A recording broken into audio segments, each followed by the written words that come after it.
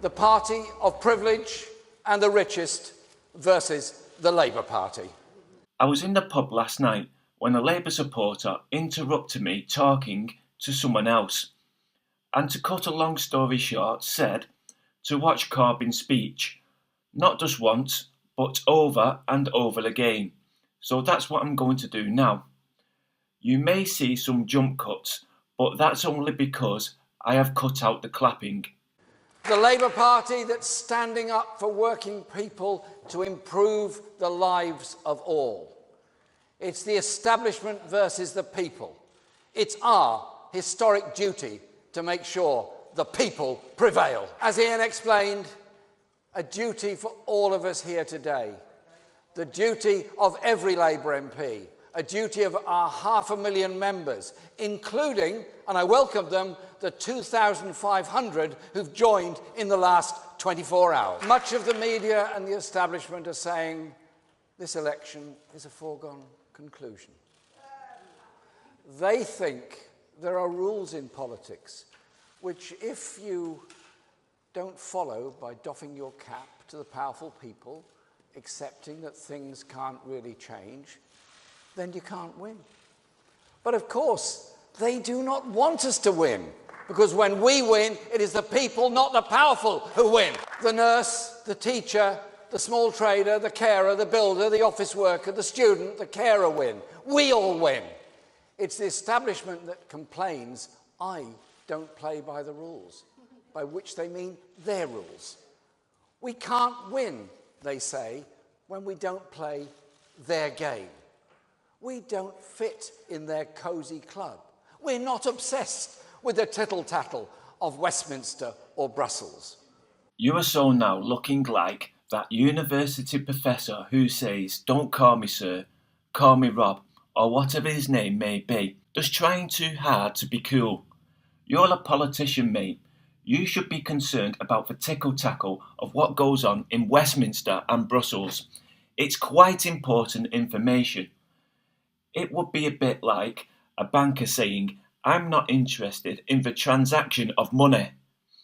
It's your job to know the tickle-tackle. We don't accept that it is natural for Britain to be governed by a ruling elite, the city and the tax dodgers. We don't accept that the British people just have to take what they're given. The British people don't have to accept what they are given. They can work, make some money, and then buy property with that money. At that, they don't deserve better. And in a sense, the establishment and their camp followers in the media are quite right. I don't play by their rules. And if a Labour government is elected on the 8th of June, we won't play by their rules either. They are yesterday's rules set by failed political and corporate elites. We should be consigning to the past. It is these rules that have allowed a cosy cartel to rig the system in favour of a few powerful and wealthy individuals and corporations. It's a rigged system set up by the wealth extractors for the wealth extractors. But things can, and they will, change. Britain needs a Labour government that is prepared to fight for people in every part of the country, our towns, villages, as well as big cities. A Labour government that isn't scared to take on the cosy cartels that are hoarding this country's wealth for themselves.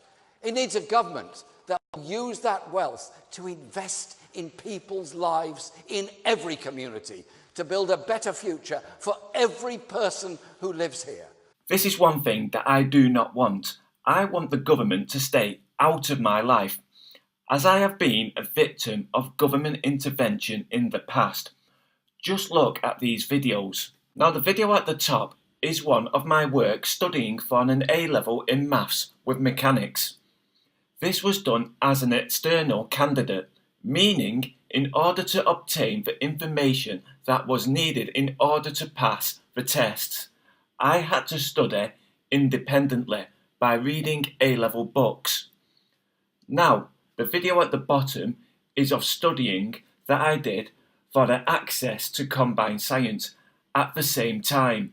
This course was done in the traditional manner of going to classes and receiving tutoring in a class where I could ask questions and get some guidance for the work that I did.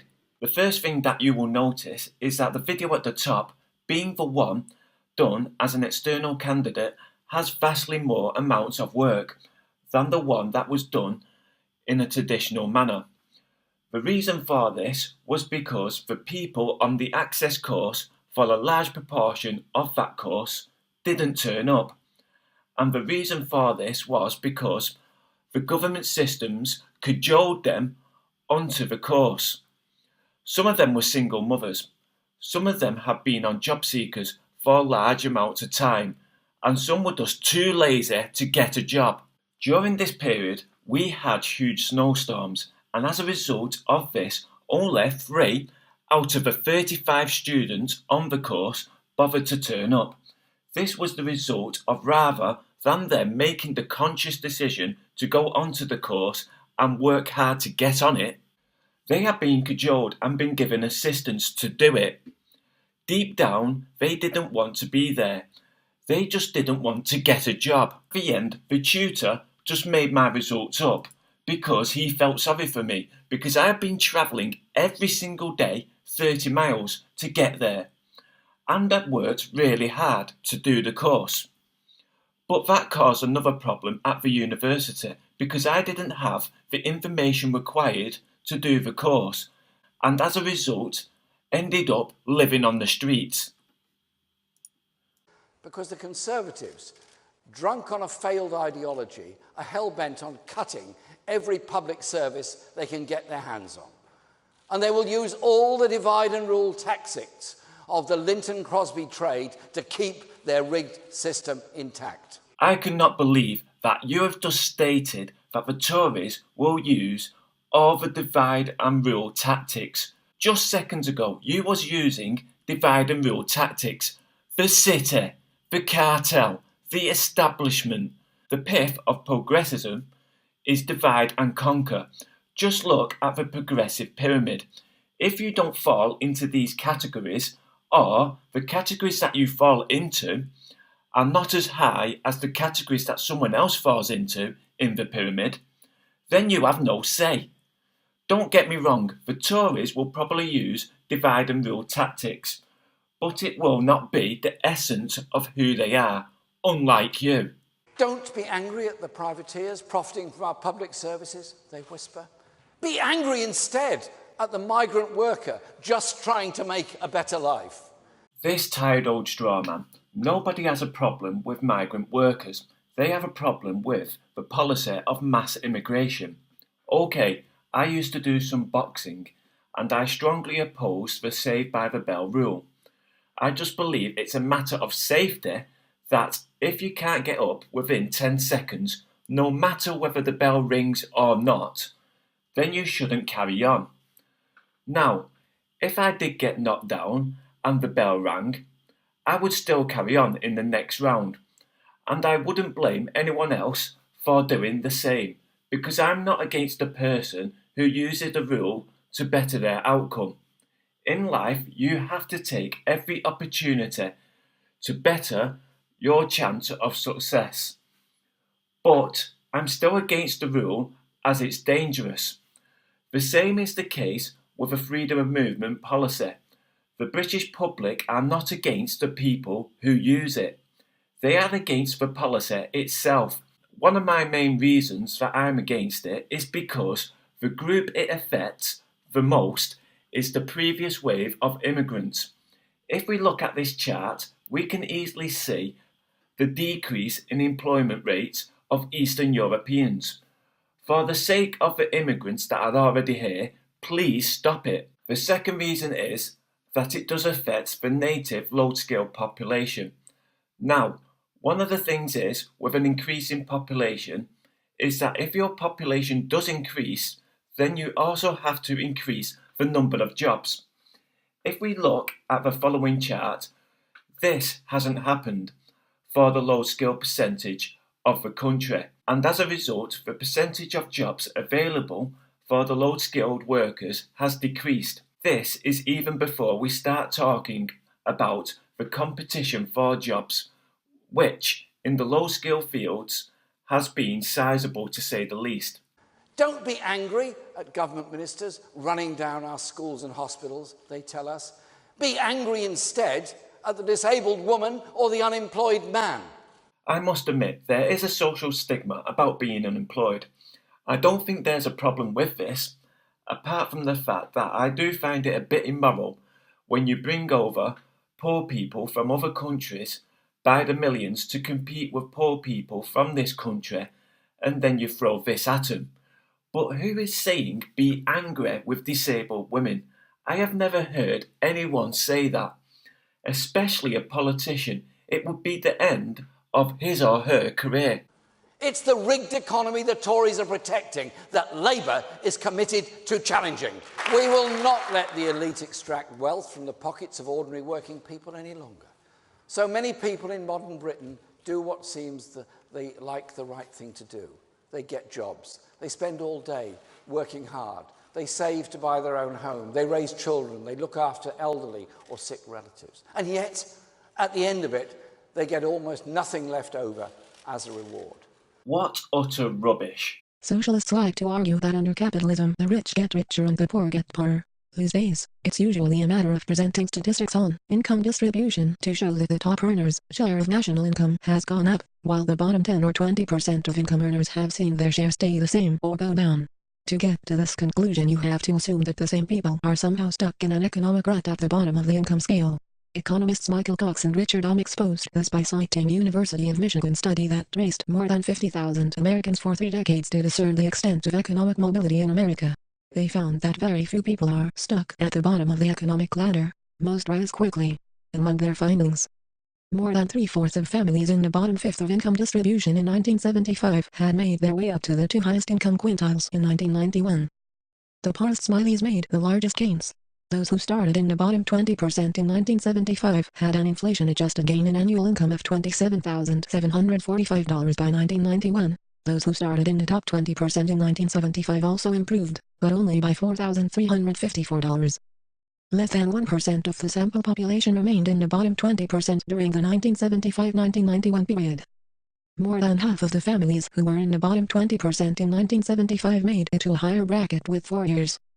The greatest entire for economic mobility, progress, and opportunity is capitalism, and there is no way that socialists can get around their own history of economic stagnation and failure. So people do get something left over, as an award. They get themselves in a higher situation if they do the hard work. Compare their lives with the multinational corporations and the gilded elite who hide their money in the Cayman Islands because the Conservatives are too morally bankrupt to take them on and collect the taxes.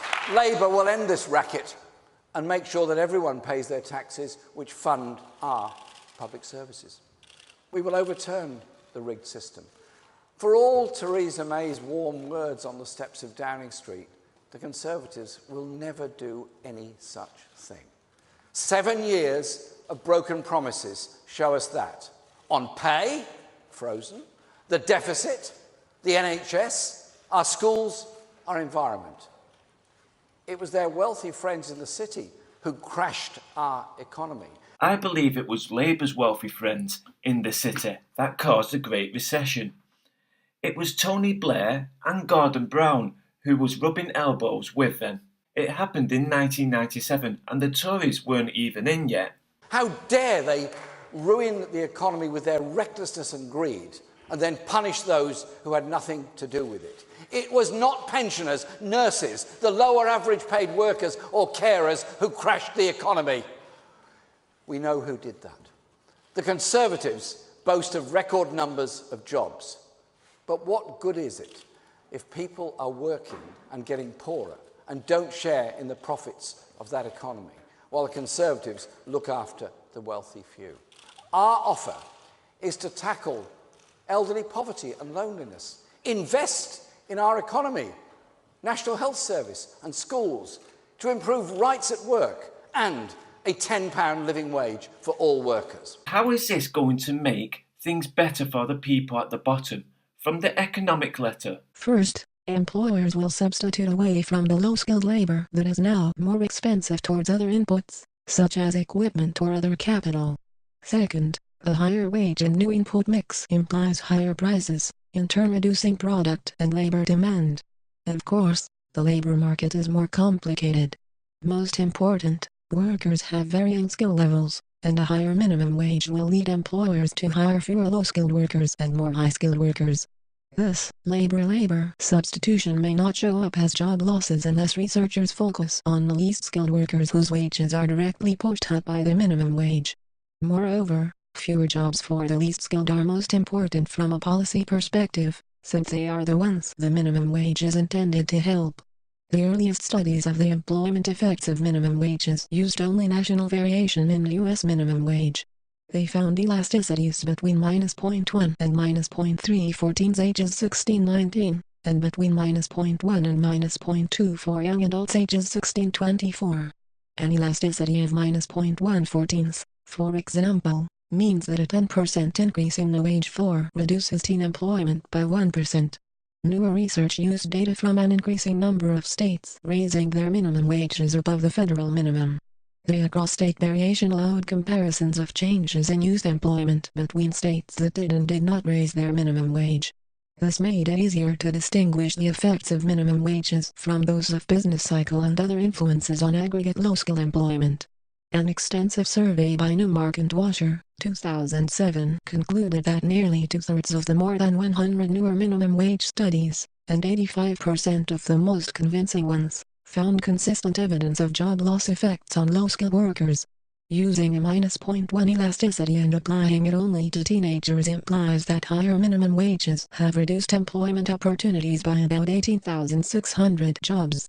An elasticity of -0.2 doubles this number to around 37,300.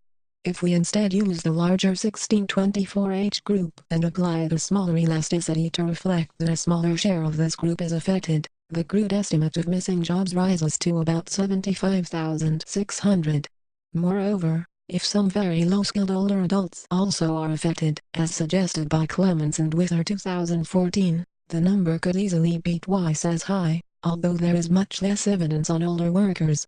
Thus, allowing for the possibility of larger job loss effects, based on other studies, and possible job losses among older low-skilled adults, a reasonable estimate based on the evidence is that current minimum wages have directly reduced the number of jobs nationally by about 100,000 to 200,000, relative to the period just before the Great Recession.